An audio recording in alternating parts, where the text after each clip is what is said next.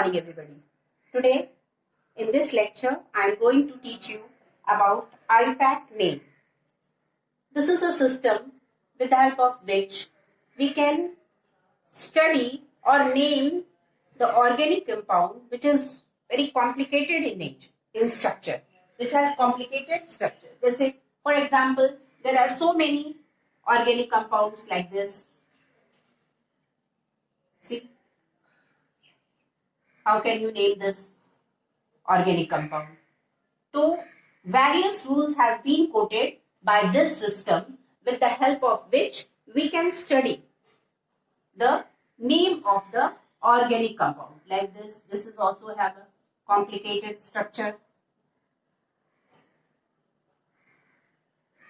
So how can you name this type of structure? और आगे हम लोग और भी पढ़ेंगे तो इससे भी complicated structures आपको मिलेंगे. तो how can we name this? So some rules have been quoted by IUPAC, which is called International Union of Pure and Applied Chemistry. This, with the help of this, what is the purpose of this system? The purpose of this IUPAC system is to establish an international standard of naming compound. ताकि जो हम नाम किसी compound का दे रहे हैं तो internationally वो यूज हो. सभी लोग यहाँ से लेके अमेरिका, ऑस्ट्रेलिया, सब जगह एक ही तरह का नाम हो, यूज हो, और ताकि कोई कंफ्यूजन नहीं हो. That's why we have to given this name for naming this complicated structure. Now, what is the goal of this IUPAC? To give each structure of an organic compound a unique and unambiguous name. Okay? इसका एक unique जो name होता है, कैसे देंगे, इसकी वजह से भी हम लोग ये IUPAC सिस्टम पढ़ेंगे. Okay? Now, let's to begin this.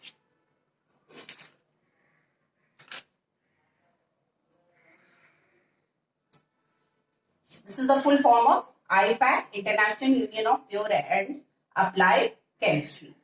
Now,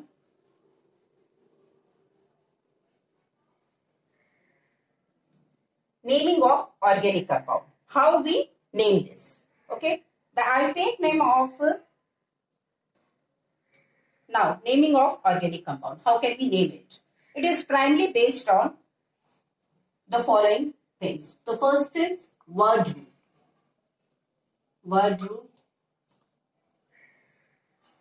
The second is suffix. Suffix.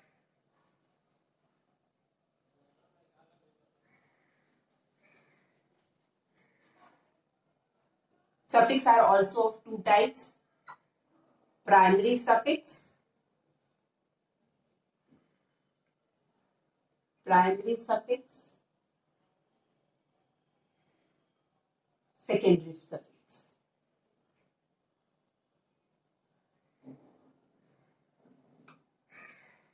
Suffix जो हम लोग वर्ड के किसी भी वर्ड में बाद में यूज करते हैं. Okay, and the third is the prefix. Prefix यानी जो हम लोग बिफोर कोई भी वर्ड के पहले यूज करते हैं तो उसको हम लोग बोलते हैं प्रीफिक्स. ये भी this is also of two types, primary and secondary. Primary prefix and secondary prefix.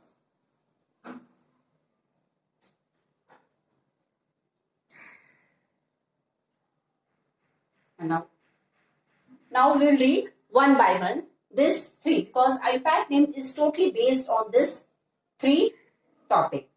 Okay, the word root, suffix and prefix. What is the general scheme? Let me tell you. The general scheme of naming organic compound.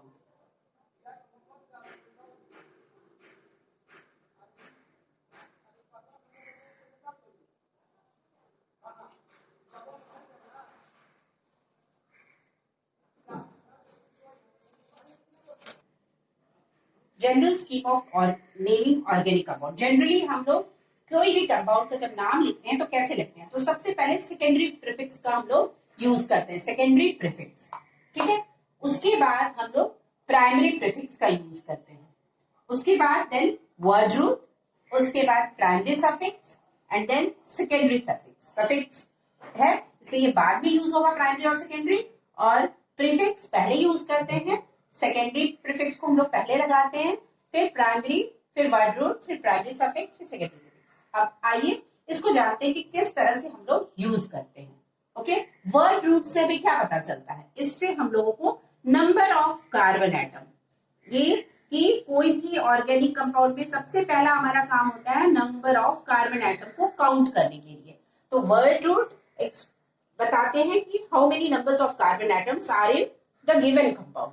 Now ये secondary prefix हमें क्या बताते हैं, ये हमें branches के बारे में, कोई भी ऑर्गेनिक कंपाउंड होगा, जैसे मैं बताती हूँ यहाँ पे एग्जांपल देख के, कोई भी ऑर्गेनिक कंपाउंड जिस तरह से मान लीजिए ये, और ये जैसे यहाँ पे हो गया, फिर यहाँ हो गया, तो इस तरह से ये ब्रांचेस हो गए। तो ये हमें किससे पता चलेगा, ये ब्रांचेस हो गए। ये जस्ट हमने स्केलेटन ड्रॉ किया है इसका, ठीक है, या फिर ये इस तरह से ये जो ब्रांचेस है, तो इसका जब नेमिंग करना होगा तो हम लोग ब्रांचेस को हम लोग ये इससे नेमिंग करेंगे, सेकेंडरी प्रीफिक्स से।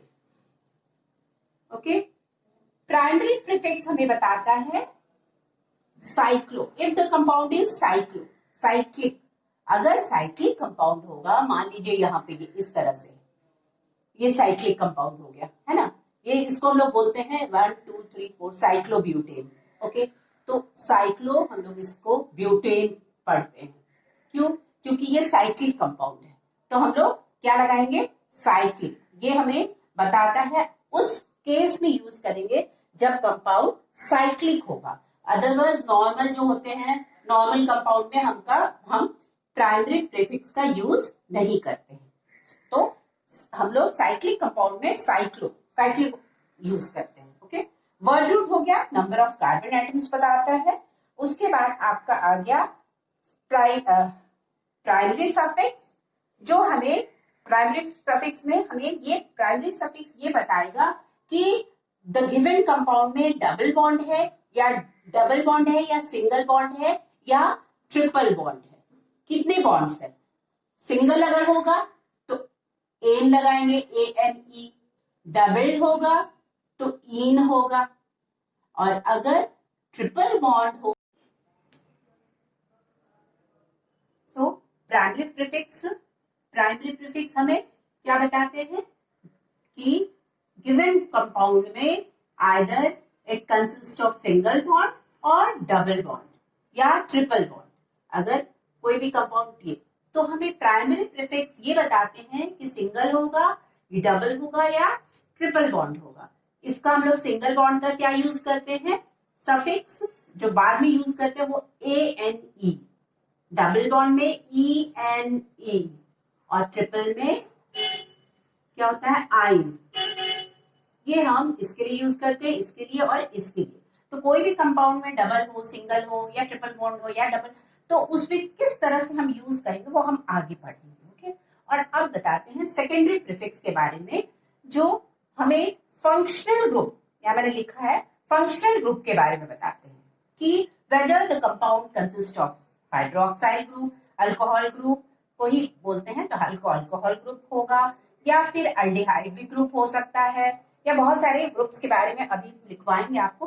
तो वो सब के बारे में कैसे हमें पता चलेगा, सेकेंडरी प्रीफिक्स से, है ना। तो अगर अल्कोहल होगा तो OH होगा, या फिर यहाँ पे कोई और भी कोई कंपाउंड्स हो जो भी, तो उसके जगह पर हम लोग यहाँ पर क्या लिखेंगे, फंक्शनल ग्रुप में मान लीजिए कोई और भी हम ले लेते हैं, CHO,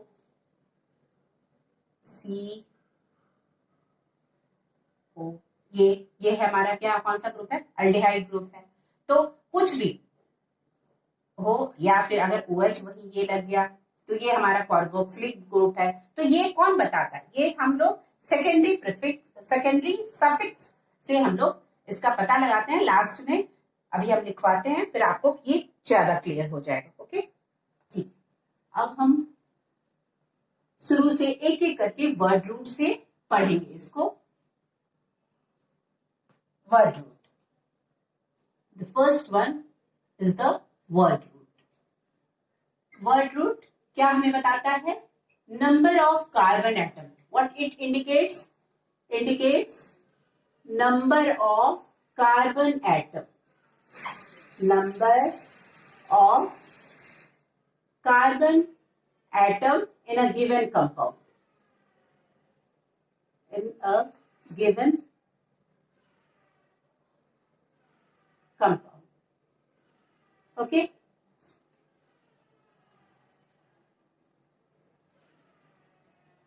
ओके तो जैसे अगर कार्बन का एक होगा तो हम लोग, अगर एक कार्बन होगा तो इसको हम लोग क्या नाम देंगे? मिथ. आपको हमने पीडीएफ में भेज रखा है, उसमें लिखा होगा, आप देख लेंगे. अगर ये C2 होगा तो ईथ. ये याद करना पड़ेगा आप लोगों को. 3 C3 होगा तो प्रॉप. 4C4 होगा तो ब्यूट. ये हमको याद करना पड़ता है. उसी तरह से अगर C5 हुआ तो पेंट. C6 हुआ तो हेक्स. C7 हुआ तो हेप. C8 हुआ ऑक्ट. C9 हुआ तो नॉन. उसके बाद C10 हुआ तो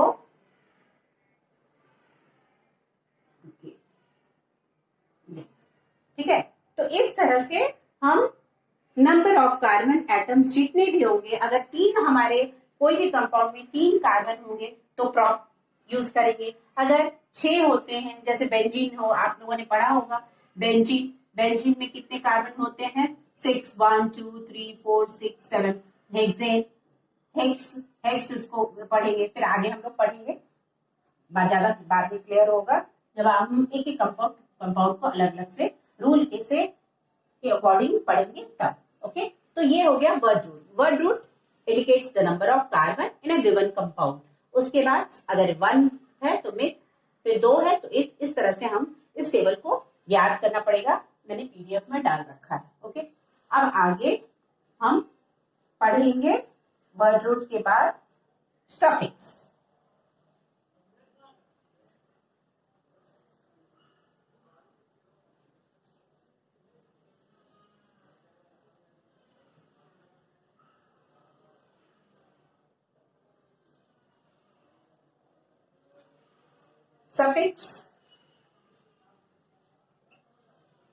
सफिक्स के बारे में पढ़ेंगे. अपने ये 2 तरह का होता है. एक हो गया प्राइमरी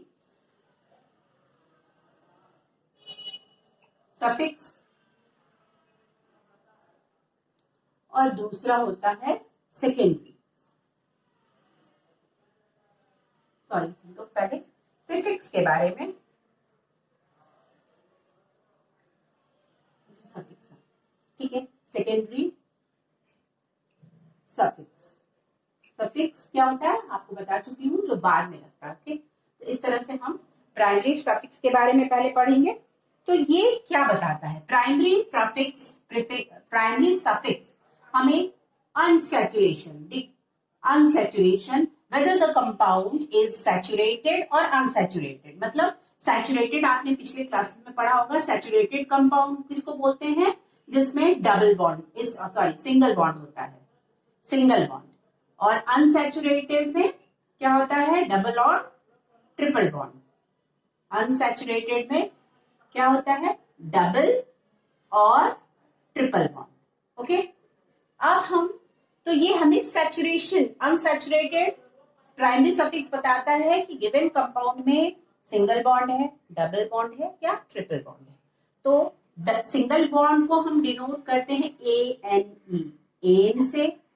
डबल बॉन्ड को हम लोग इंडिकेट करते हैं, डिनोट करते हैं किससे? ENE. ठीक है. ENE, एन से. और ट्रिपल बॉन्ड को आइन. ओके. तो इस तरह से हमें प्राइमरी प्रीफिक्स से क्या पता चलता है, सेचुरेशन, है ना। अगर सिंगल बॉन्ड होगा तो एन, डबल बॉन्ड हुआ तो इन, और ट्रिपल बॉन्ड होगा तो आइन, ठीक है। तो it indicates the unsaturation in carbon chain, जो कार्बन का चेन होता है उसमें हमें क्या बताता है primary prefix suffix, a saturation, degree of saturation, यानी डबल है, सिंगल है या ट्रिपल बॉन्ड है। अगर किसी कंपाउंड में मान लीजिए डबल बॉन्ड एक से अधिक होगा, डबल और ट्रिपल बॉन्ड एक से अधिक होगा, तो हम लोग क्या यूज करेंगे, जैसे मान लीजिए दो एक कंपाउंड है, फॉर एग्जाम्पल से समझ लेते हैं इसको। मान लीजिए दो कंपाउंड है, ओके, दो बॉन्ड है इसमें। अब हम इसको क्या लिखेंगे, डाई इन, डबल बॉन्ड है, डबल बॉन्ड में हम लोग क्या यूज करते हैं, इन, ई एन ई, इन, तो डाई इन, ठीक है। अगर इसकी जगह पे ट्रिपल होता तो हम क्या लिखेंगे, डाई आइन, ये, ओके। तो हम डाई, फिर अगर वही तीन अगर बॉन्ड हो जाएंगे तो ट्राई, फोर होंगे तो टेट्रा, है ना। तो इस तरह से हम लोग काउंटिंग करेंगे, जितने बॉन्ड होंगे according to di, tri, tetra, हम बॉन्ड के नंबर ऑफ बॉन्ड के हिसाब से हम इसका यूज करते हैं। जब आगे पढ़ना होगा तो बताएंगे। आप देखिए सेकेंडरी सफिक्स क्या इंडिकेट करता है, it indicates the functional group present in the organic compound. Functional group जैसे अल्कोहल, अल्कोहल, अल्कोहल में हम लोग सफिक्स क्या यूज करते हैं, कोई भी कंपाउंड में अगर OH ग्रुप होगा, OH, तो हम कौन सा सफिक्स यूज करेंगे, ऑल, OL, ऑल। अगर अल्डिहाइड हुआ, if it consists of aldehyde, then what we will use, aldehyde, यानी CHO ग्रुप, तो हम इसको AL, अल। तो ये कैसे हम पता करेंगे, सेकेंडरी प्रीफिक्स जो सबसे लास्ट में हम ये लगाते हैं अगर कोई कंपाउंड में फंक्शनल ग्रुप रहा तो, ओके। अब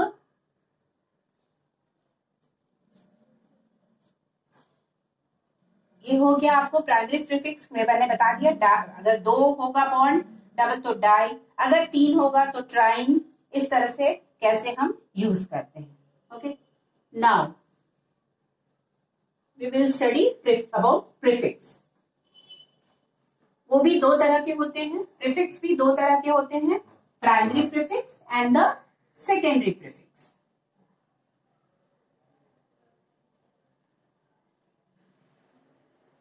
प्रीफिक्स भी दो तरह के होते हैं। The first is the primary prefix and the secondary.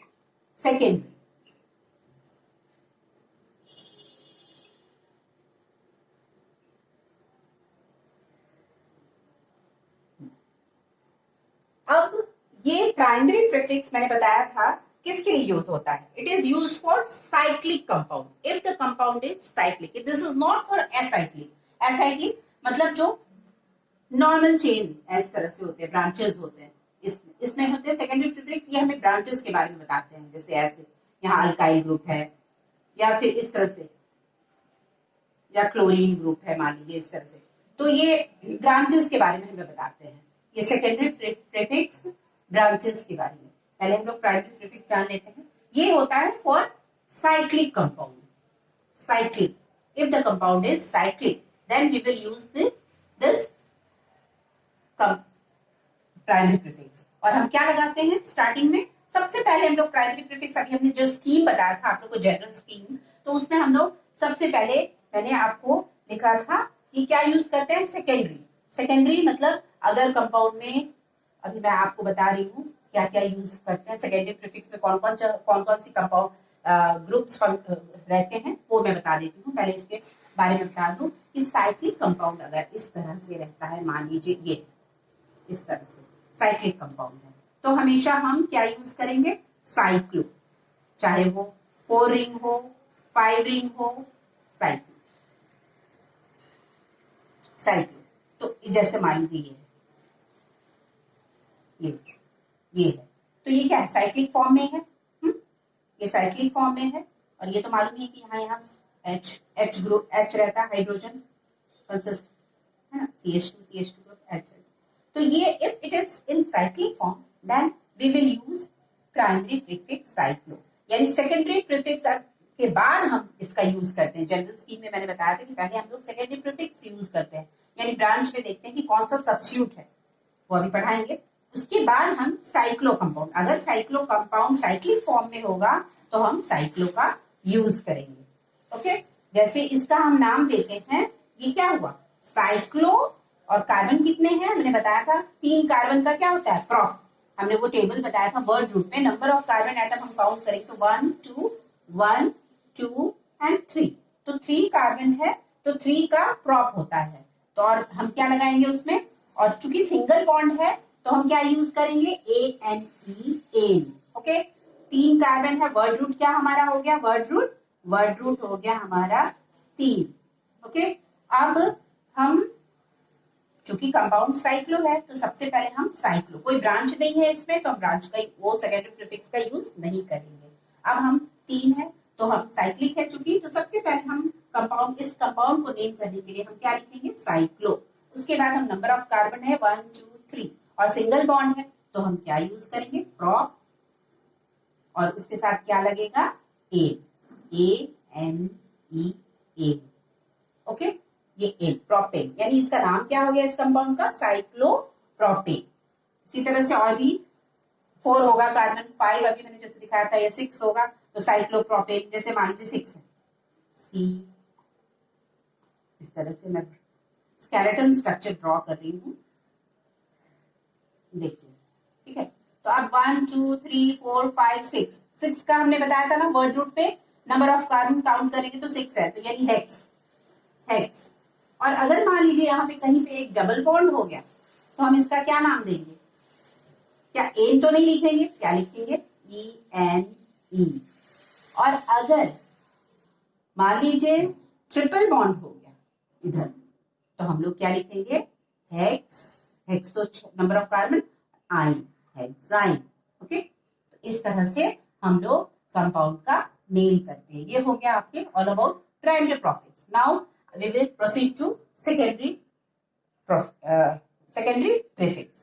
ये क्या करता है, सब्स्टिट्यूशन ऑफ ग्रुप बतलाता है। जैसे ब्रांचेस के लिए बहुत सारे कंपाउंड आपने देखा होगा, कॉम्प्लिकेटेड कंपाउंड्स, उसमें बहुत सारे ब्रांचेस होते हैं, तो उस ब्रांच को हम कैसे नाम देंगे, तो लेकिन functional group other than functional group, ये भी है। मैंने नोट्स में, मैं नोट्स आपको अपनी अपलोड कर दूंगी इसमें, तो उस नोट्स में मैंने ये भी बताया है कि फंक्शनल ग्रुप के अलावा अगर मेन कोई फंक्शनल ग्रुप है तो उसको, जैसे OH है, CHO, इसको अलावा जो सब्स्टिट्यूट कुछ ग्रुप्स होते हैं, उसका नाम अभी मैं लिख देती हूँ, तो वो ग्रुप्स अगर होंगे तो उसको हम लोग सेकेंडरी प्रीफिक्स से इंडिकेट करेंगे। और सेकेंडरी प्रीफिक्स जस्ट साइक्लो, सबसे पहले हम लोग इसी शुरुआत जब भी कोई कंपाउंड का करते हैं तो इसी से स्टार्ट करते हैं, सेकेंडरी प्रीफिक्स से।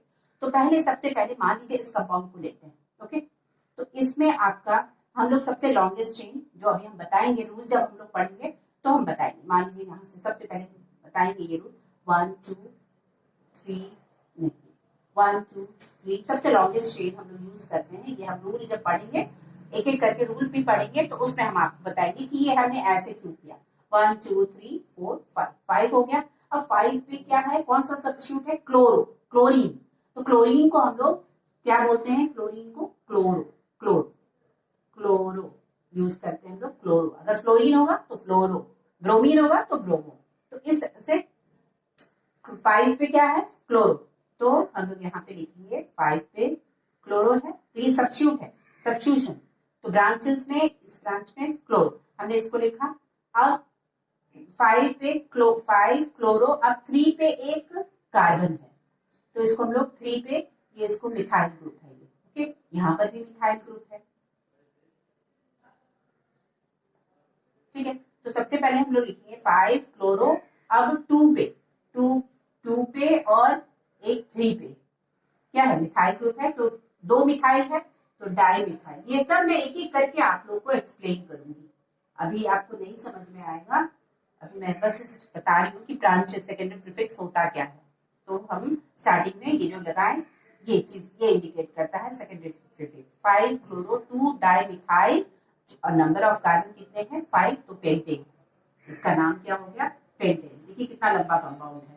तो अभी और भी रूल धीरे धीरे हम पढ़ेंगे, जस्ट हमने आपको सेकेंडरी प्रीफिक्स समझाने के लिए कि जब ब्रांच होता है, जैसे ये देखिए एक मिथाइल ब्रांच है, ये अल्काइल, ये भी मिथाइल ब्रांच है, और ये एक लंबा कंपाउंड में दो ब्रांच ये भी है जुटे हुए और क्लोरो भी है।